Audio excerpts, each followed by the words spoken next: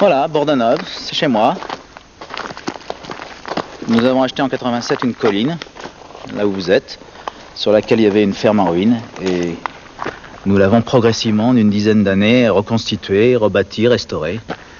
Et aujourd'hui, voilà les 3 bâtiments, dont un reste encore d'ailleurs complètement à restaurer, à reconstruire, mais dont les 2 tiers, je dirais, sont quand même achevés. Et c'est de là, effectivement, que le 7 septembre 2001, mon épouse et ses 2 frères sont arrivés en voiture. Vous étiez où? J'étais en train de descendre l'escalier qui est à l'intérieur de cette maison, puisque je les avais entendus arriver, j'allais à leur rencontre. Ils sont entrés dans la maison, ils se sont approchés de moi, donc au pied de l'escalier. Et à ce moment-là, mon épouse, avec une espèce de manière dramatique, m'a jeté au pied un bouquet de fleurs séchées et un gant de jardin, et m'a dit, voilà les signes maléfiques de ton réseau que j'ai trouvé dans notre jardin de Fontenay-sous-Bois, notre maison de Paris. Tu as une demi-heure pour faire tes voyages et quitter cette maison. Sa femme Guylaine l'accuse aussi de faire partie d'une secte, d'avoir 40 maîtresses, d'être un psychopathe. Ses beaux-frères le prennent ensuite par les pieds et les épaules et l'abandonnent à la gare. Après 26 ans de mariage, une expulsion violente, inattendue. Jean Marchand n'en comprendra le sens que bien plus tard. En fouillant dans les affaires de sa femme, il trouve un étrange email reçu quelques heures avant la scène du gant de jardin. Guylaine, voici l'argumentaire concernant Jean. Ne pas y aller seul comme vous l'envisagiez. La présence de vos 2 frères est impérative. Effectivement, leur présence physique a été essentielle. Leur présence verbale aussi, parce que je peux vous dire que leur vocifération était extrêmement menaçante. Apportez avec vous le bouquet de fleurs et le gant. C'est ce qu'elle a fait.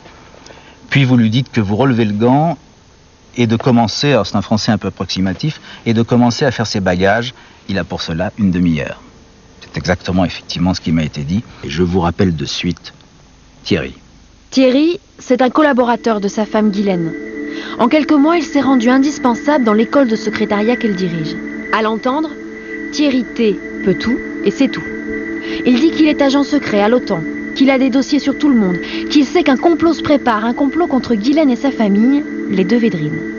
Au fil du temps, il persuade Guylaine et puis tous les autres. Sa mère, ses 2 frères et leurs compagnes, 5 petits-enfants. Les 2 Védrines croient tout du danger qui les menace et se retranchent, les uns après les autres, dans cette demeure. Caméras de surveillance, lignes de téléphone coupées, ils ne sortent quasiment jamais. Tous ont arrêté de travailler. Le frère cadet, Charles-Henri, gynécologue reconnu, a dévissé sa plaque du jour au lendemain. Sa femme Christine, riche héritière bordelaise, a vendu toutes ses maisons. Quant à Guylaine, son école de secrétariat a fait faillite. Elle a vidé tous les comptes conjugaux au profit de ceux de son ami Thierry. Moi j'ai des preuves avec des virements qui sont faits du compte de M. Marchand au profit du compte de Mme Ghislaine Marchand, qui ensuite va les virer sur des comptes en Angleterre au profit de M. Thierry.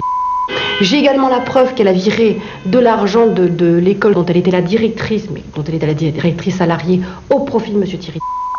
Et on a également la preuve que, brutalement, vous avez la femme de M. Charles-Henri de Védrine va vendre tous ses biens, alors que manifestement il n'y a pas de nécessité absolue et que cet argent part dans des conditions qu'on ignore complètement.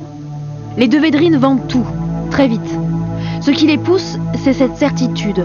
On veut s'emparer de leur patrimoine. En le liquidant, ils récupèrent de l'argent qu'ils mettent en sécurité sur les comptes de Thierry. Thierry, leur sauveur, le seul qui peut déjouer le complot. Ils se disent sur écoute, suivis. Alors à chaque fois qu'ils veulent sortir, ils appellent Thierry, car lui seul peut les protéger en envoyant ses hommes. Dans les mails qu'il envoie, il demande des fonds pour déstabiliser des ennemis qu'il est le seul à avoir identifiés.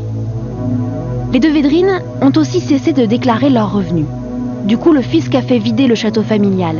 Les huissiers ont emporté tous les meubles.